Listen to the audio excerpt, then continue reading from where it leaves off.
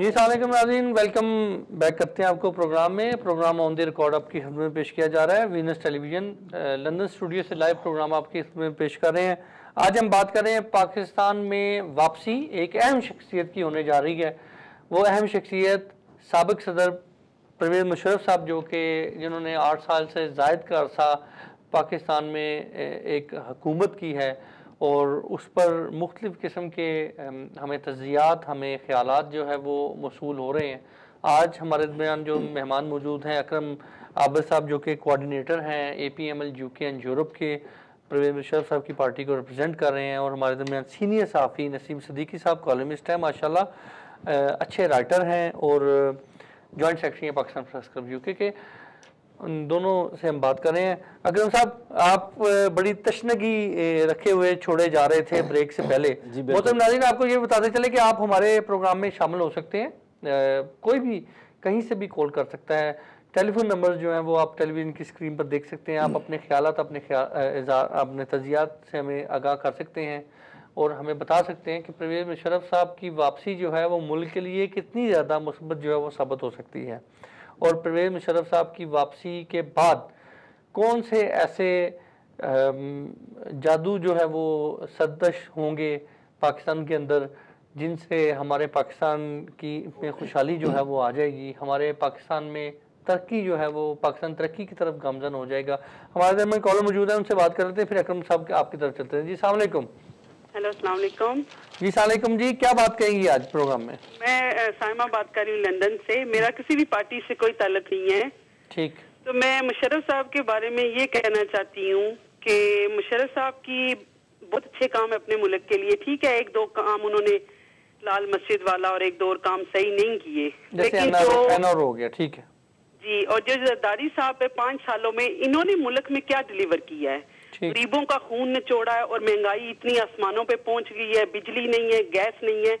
कम से कम मुशर्रफ साहब ने लोगों को खाने पीने की चीजें तो सस्ती मुहैया की है, कम से कम गरीब जो लोग हैं वो जितनी उनकी तनख्वाह है उसके अंदर गुजारा तो कर रहे थे ना। तो अभी जो आवाम है वो उठ चुकी है, जाग चुकी है, उनको हर तरह की अवेयरनेस हो चुकी है। ठीक है मोहतरमा, मगर एक बात मुझे बताइएगा, एक बात ये बताइए कि क्या आप समझती हैं कि परवेज़ मुशर्रफ साहब की वापसी पर पाकिस्तान की आवाम जो है उनको वेलकम करेगी? क्या आप समझती हैं कि पाकिस्तान की आवाम आइंदा आने वाले इलेक्शन में परवेज़ मुशर्रफ साहब की पार्टी जो है उनको थोड़ा सा एतमाद और थोड़ा सा सपोर्ट करेगी, अपने वोट देगी, और उस तरीके से अवाम APML UK जो है उसको आगे लेके आ जाएगा, APML पूरी दुनिया को आगे लेके आ जाएगा?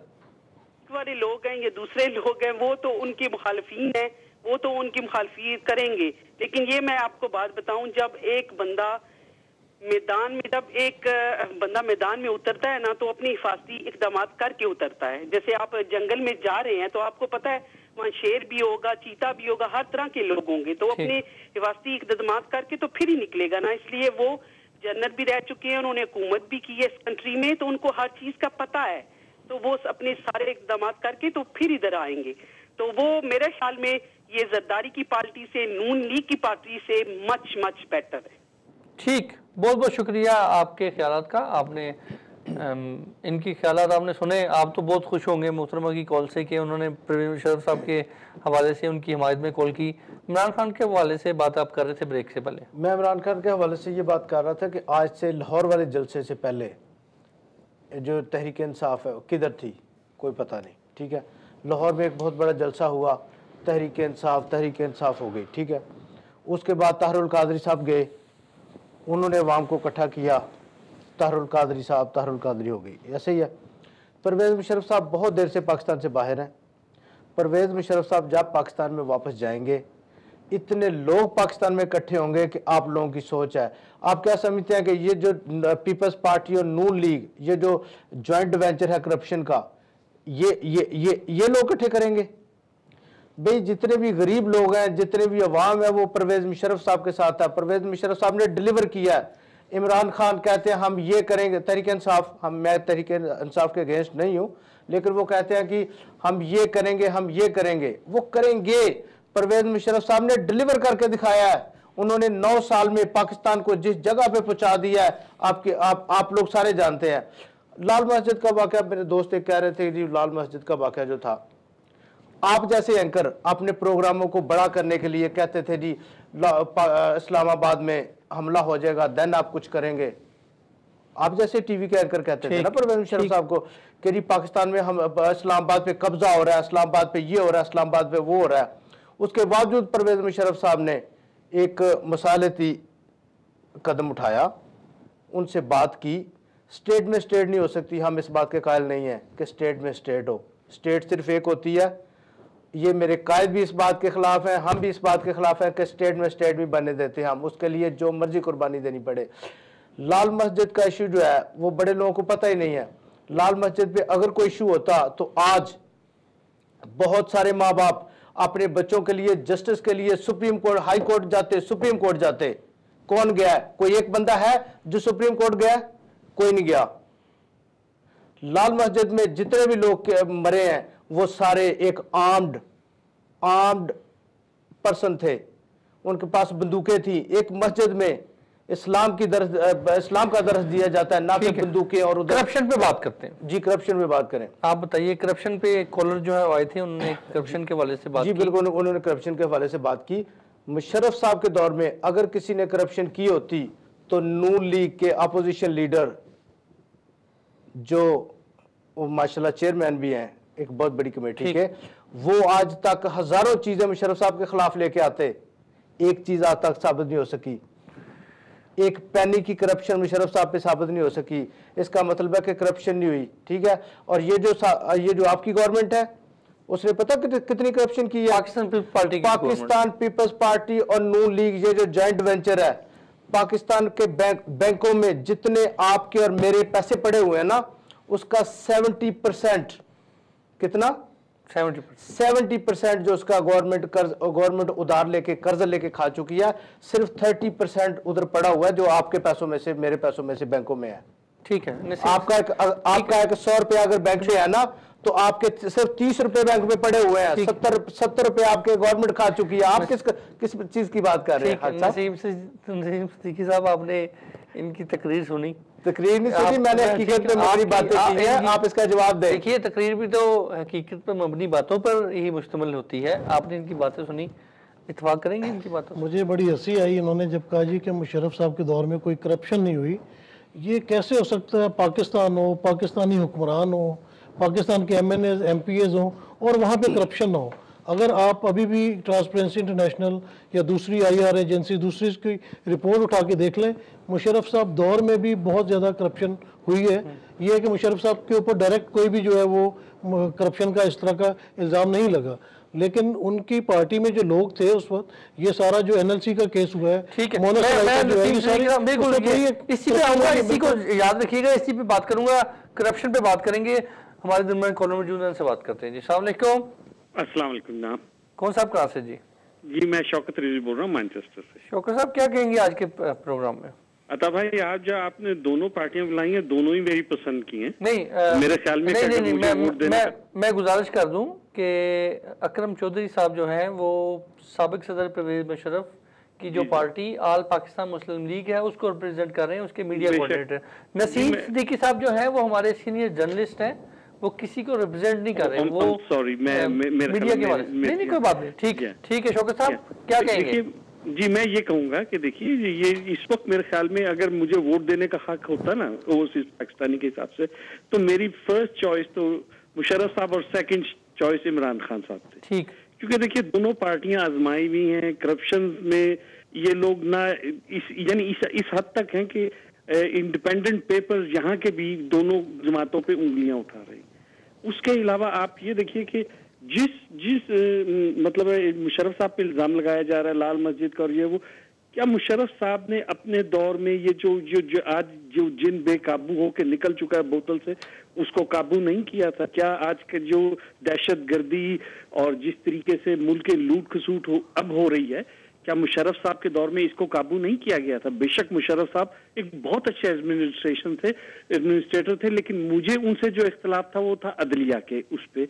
और दूसरी बात ये थी कि देखिए अगर वो जायज तरीके से आए हुए होते ना तो अल्हम्दुलिल्लाह मेरे ख्याल में कायदे आजम के बाद बेहतरीन शख्सियत वही थे पाकिस्तान को सर्व करने के लिए।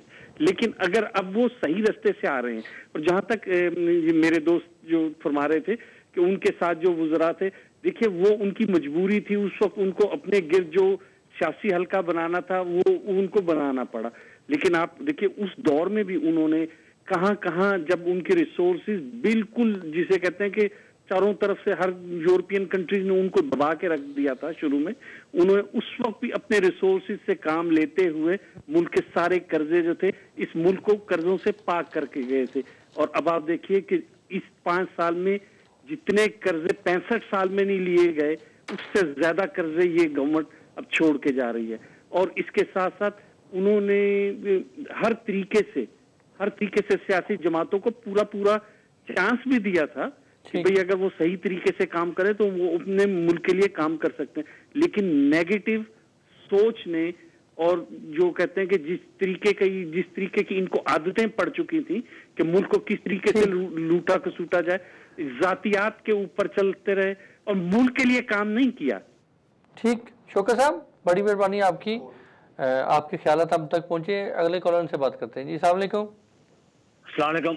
कौन सा लूटन अफजाल बोल रहा हूँ लूटन से। अफजाल साहब क्या कहेंगे आज? मैं ये कहूँगा कि जो आप बोल रहे थे करप्शन के बारे में, करप्शन तो जो है मुशर्रफ साहब के दौर में भी हुई है। या दूसरी बात आपने बोला कि पंजाब में करप्शन होती है, लेकिन मेरे अंदाजे में 60 साल में जितनी करप्शन इसका दफा हुई जब जरदारी साहब आए, और जरदारी साहब के कई जो लोग हैं वो छोड़कर दूसरी पार्टी में चले गए क्योंकि जरदारी साहब की कारकर्दगी बहुत खराब थी। उसके अलावा सिंध में जो आपने बोला है, पहले उन्होंने भाई साहब ने बोला को दहशतगर्दी हुई है सिंध में, हर दिन सिंध में आदमी मरते हैं, इनको कोई पूछने वाला कोई नहीं है। ठीक, एमक्यू के आदमी उधर मरते हैं, कभी उसके एमपी पार्टी की दोनों की हुकूमतें उधर है ना कराची में, तो वो क्यों नहीं कुछ करते इसके बारे में। हम आज हर रोज सुनते हैं टीवी पर, तो जरदारी साहब की उधर हुकूमत है, पीपल्स पार्टी की हुकूमत है, एमक्यू की हुकूमत है, उसके एमपी की हुकूमत है, तो क्यों नहीं मासूम लोग मर रहे हैं, इसके बारे में किसी को एहसास नहीं है। तो बोलते हैं पंजाब में तो इतना कुछ होता ही नहीं है ना जितना सिंध में हो रहा है। सिंध में तो 3 पार्टी है ना, पंजाब में तो नून है ना, वहाँ तो इतने कत्ल नहीं होते जितने सिंध में एवरीडे कराची में कत्ल होते हैं। ये कहाँ से कौन करा रहा है, इसके बारे में कुछ नहीं बोलता। ठीक है अफजाल साहब, बहुत बहुत शुक्रिया, आपके ख्याल तक हम तक पहुंचे। अगले कॉलर से बात करते हैं जी। अस्सलाम वालेकुम। वालेकुम सलाम रहमतुल्लाह। जी आपको मेरी आवाज आ रही है? जी आवाज आ रही है। क्या कहेंगे आज आप प्रोग्राम में? जी अच्छा, मैं 3-4 मेरे हैं पॉइंट मैं पॉइंट करना चाहती हूँ। जी बोलिए। नंबर 1, इमरान खान जो है वो इस काबिल नहीं है कि वो कौम का लीडर बन सके। नंबर 2, जो ये कह रहे हैं पीपल पार्टीज की गवर्नमेंट कि हम शहद की और दूध की नहरें तो नहीं बहा सके लेकिन हमने बहुत कुछ किया। इन्होंने शहद की और दूध की नहरें तो नहीं बहाई, लेकिन इन्होंने खून की नहरें बहुत बहाई है 5 सालों में। और नंबर 3, जो ये है मुशर्रफ, मैं जाती हूँ पहले नवाज शरीफ का वो हिसाब है इनकी पार्टी का कि डूबते को तिनके का सारा, यानी कौम इस वक्त डूब रही है। वो शायद ये पार्टी, क्योंकि इस वक्त कोई भी ऐसी इस्लामिक पार्टी नहीं है जो स्टैंड ले सके। रही बात मुशर्रफ की, और ये जो है इल्ताफ हुसैन, ये टेलीफोन कॉन्फ्रेंस करता है और लोगों को बांटता है, ये सिर्फ इनके बक के अलावा मुशर्रफ और इल्ताफ ये दोनों शैतान, और जो जरदारी है ये तीसरा शैतान है। इन पार्टियों को हमेशा के लिए बैंड कर देना चाहिए। ये कभी मुसलमानों के खून से होली ना खेलें।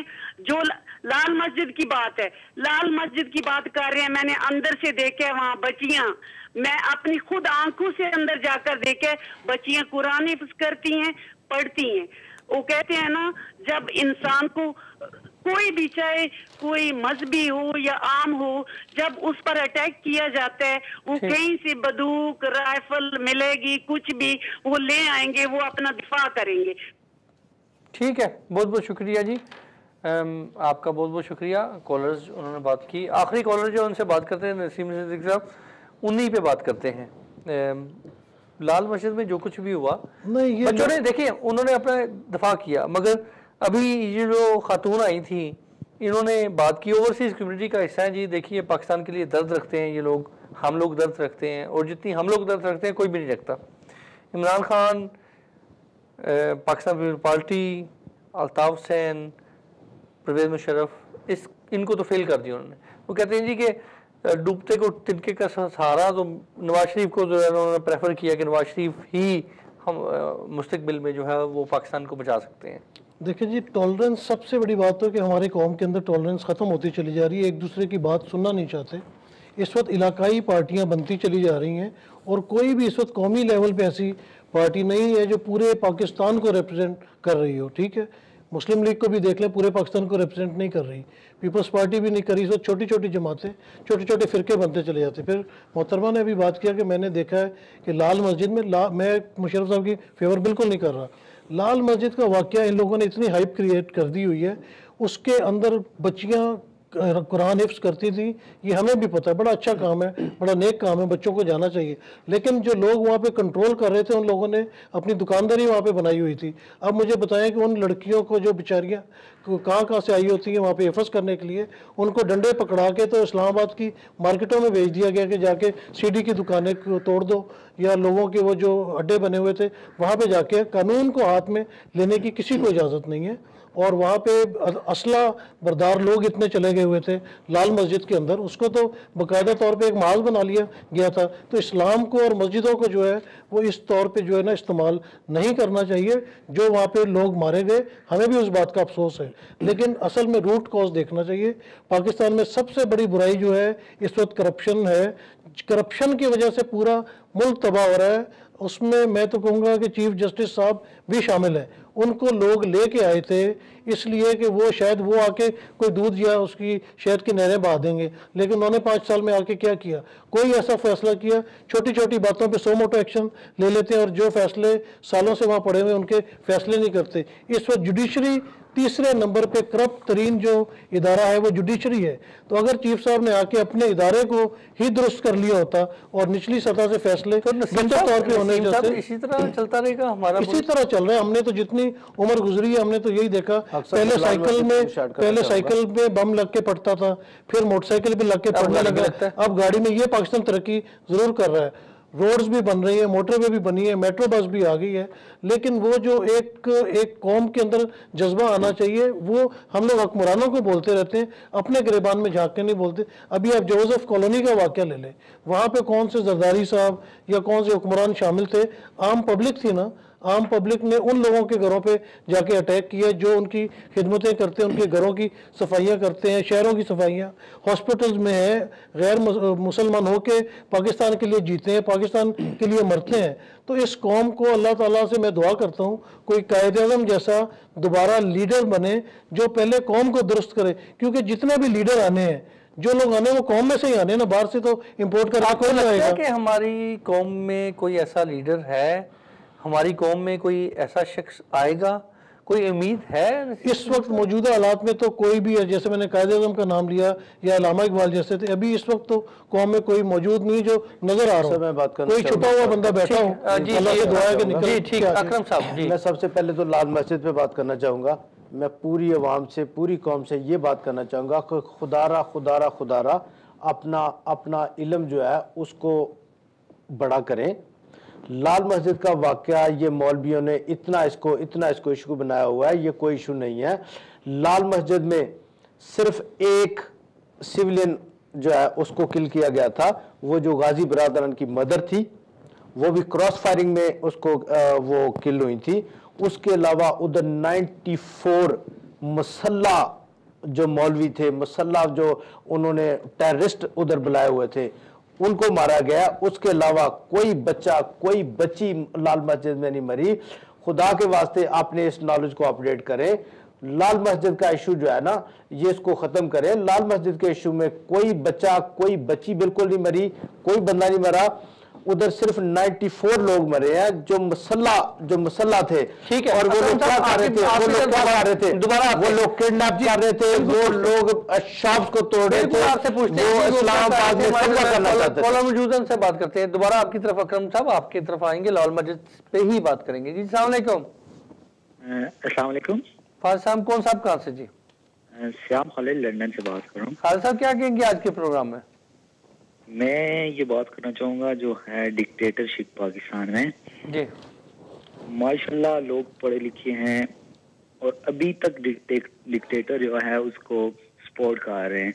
ठीक। वो एक मुहावरा है कि डिक्टेटर बेहतरीन जमहूरियत जो है, डिक्टेटरशिप वो बदतरीन जमहूरियत जो है उससे बेहतर है, बेहतर होती है। ठीक है। लेकिन फिर भी लोग जो है पढ़े लिखे लोग माशाल्लाह इतने कोट पहन के टाइयां पहन के डिक्टेटर्स की वो हिमायत कर रहे हैं। ये हमारे लिए एक लम्हा फिक्रिया नहीं, है। मगर वो डिक्टेटर तो अपने दौर में थे, अभी तो वो डिक्टेटर छोड़ के वो जमहूरी एक सियासी पार्टी लॉन्च कर चुके हुए हैं।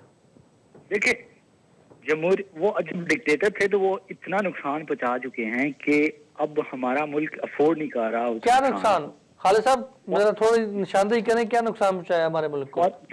फॉर एग्जाम्पल आप चले जाए ज़िया-उल हक से शुरू करें। ठीक। अब ज़िया-उल हक से शुरू करें तो उसने कराची के फिरका वारियत किस वजह से हो रही है, जो MQM बनी है ये किसने बनाई है? ठीक। ये ज़िया-उल हक की पैदावार है। उसने पीपल पार्टी को खत्म करने के लिए एक MQM बना दी थी। ठीक। कि पीपल्स पार्टी का जोर कराची से खत्म किया जाए। आगे चले। ठीक, जो आगे चले। अभी तक वो चल रहा है हमारे मुल्क में। आपका मौका ठीक है, आपके ख्यालात, आगे चले। आगे मुशर्रफ देखें, मुशर्रफ पठान और पंजाबी के दरमियान किसने डिफरेंस पैदा किया? ये मुशर्रफ किया। और हम 50 साल तक ये जो है मुशर्रफ का बोया और बीज ये हम काटते रहेंगे, ऐसे ही काटते रहेंगे। ये होती है डिक्टेटरशिप। इसके जो है डिक्टेटरशिप के जो हैं आप असरात जो हैं वो 50 साल तक मुल्क में रहते हैं। गो कि हमारी जमहूरियत जो थी बदतरीन जमहूरियत थी। मैं कहता हूँ कि ये लोग फेल हो गए हैं 5 साल में। लेकिन ये उस डिक्टेटरशिप जो असरात डिक्टेटरशिप छोड़ के जाती है वो असरात नहीं होंगे मुल्क पे। ठीक। वो ऐसी कोई सेक्टेरियन इन्होंने पैदा नहीं किया। पीपल्स पार्टी ने कोई ऐसी सेक्टेरियन पैदा नहीं किया है जो मुशर्रफ ने 5 सालों में किया, आपने 10 सालों में की है। ठीक। खालिद साहब बहुत बहुत शुक्रिया आपकी कॉल का, आपके ख्यालात हम तक पहुँचे। हमारे में कॉलर मौजूद है जी। ठीक है, अकरम साहब आप कंटिन्यू कीजिए, मगर अब हमारे पास वक्त जो है बहुत कम है, अभी हमें कंक्लूड करना है इस इशू को। हमारे पास बहुत ज़्यादा कम, मेरे ख्याल 30 सेकंड है। आप 30 सेकंड में कंक्लूड कीजिए कि पाकिस्तान में परवेज़ मुशर्रफ साहब की वापसी से पाकिस्तान को खुशहाली किस तरह मिलेगी, मुझे 30 सेकंड में बताइए। परवेज़ मुशर्रफ साहब की वापसी पे पाकिस्तान को खुशहाली इस वजह से मिलेगी कि वो एक एक्सपीरियंस सियासतदान है। वो जो पीछे वाला दौर ख़त्म कर दें। उन्होंने एक सियासी जमात जो है वो लॉन्च की है। वो मुशर्रफ साहब ने नीचे से लेके ऊपर तक वो आर्मी के चीफ रहे हैं, वो सदर पाकिस्तान रहे हैं। पाकिस्तान में इस वक्त जितना एक्सपीरियंस मुशर्रफ साहब का है इतना किसी सियासतदान का नहीं है। और पाकिस्तान को इन मुश्किल हालात से सिर्फ और सिर्फ मुशर्रफ साहब पाकिस्तान की एक होप है जो पाकिस्तान को निकाल सकते हैं। उसके अलावा पाकिस्तान के पास कोई ऐसी ऑप्शन नहीं है बिल्कुल ठीक जो इन हालात से पाकिस्तान को ये तो नसीम सिद्दीकी साहब ये तो कायदा और सबक इन्होंने पढ़ लिया और इन्होंने सबक कायदे वाली बात नहीं है, ये फैक्ट है, ये फैक्ट है। आप मुशर्रफ साहब का दौर देखें, आप प्रोग्राम का इकराम हो जाता है। मैं कंक्लूड कर देता हूं। मुशर्रफ साहब का जो दौर था वो एक परवेज़ मुशर्रफ साहब के लिए सुहाना ख्वाब था। अब जो ख्वाब है वो डरावना ख्वाब है। अब जाएंगे उनको अपनी जान बचानी मुश्किल होगी वहाँ पे। अब आप देखेंगे कि इलेक्शन के बाद वो दोबारा आपको लंदन अमेरिका में नजर आएंगे। इलेक्शन में उनके लिए कुछ नहीं होने वाला। हमें दुआ ये करनी चाहिए कि पाकिस्तान कितनी सीटें मिलेंगी उनको? मुशर्रफ साहब को एक सीट भी नहीं मिलेगी। एक हम इंशाल्लाह हर हल्के से इलेक्शन लड़ेंगे। हम सीटों का नहीं कहते, क्योंकि देखो इमरान खान की जमात को 17 साल लगे, हमारी जमात अभी नई जमात है, तो हम सीटों का भी नहीं कहते, लेकिन हम हर हल्के से इलेक्शन लड़ेंगे इंशाल्लाह। बहुत बहुत शुक्रिया अकरम बाबर साहब आपका। आप परवेज़ मुशर्रफ साहब की पार्टी को कोऑर्डिनेट कर रहे थे, आप रिप्रेजेंट कर रहे। नसीम सिद्दीकी साहब हमारे सीनियर कॉलमिस्ट, हमारे जर्नलिस्ट, दोनों मेहमानों को बहुत बहुत शुक्रिया, आपने प्रोग्राम में हमारे साथ शामिल हुए। मोहतरम नाज़रीन, आपने अपने ख्यालात, आपने दोनों मेहमानों की गुफ्तगू आपसे सुनी। इत्तेफाक करना ना करना आपका भरपूर हक है। तज्जियात और जो ख़ास ज़राए ये बताते हैं कि चित्राल से परवेज़ मुशर्रफ साहब जो हैं वो, अगर उनको इलेक्शन लड़ने की इजाज़त दी गई तो चित्राल से एक परवेज़ मुशर्रफ साहब की सीट और एक जनरल सेक्रेटरी जो बैरिस्टर सैफ हैं उनके हल्के की। और ज़राए ये बताते हैं, ज़राए गलत भी हो सकते हैं, कोई मेरी बात का बुरा ना मनाए, 2 सीटें जो हैं वो कराची से MQM जो है वो उनको देगी। 4 सीटें परवेज़ मुशर्रफ साहब को जो है वो तोहफे में दी जा रही हैं। और ये 4 सीटों से या 3 सीटों से परवेज़ मुशर्रफ साहब जो है वो वापस जाकर पाकिस्तान में मुल्क की तकदीर बदल सकते हैं। आने वाला वक्त ज़्यादा बेहतर बताएगा। आखिर में इस दुआ के साथ कि अल्लाह ताला हमारे प्यारे वतन पाकिस्तान को सच्चे और मुहिब वतन लीडर अता फरमाए। अगले प्रोग्राम के लिए इजाज़त दीजिए। खुदा हाफ़िज़।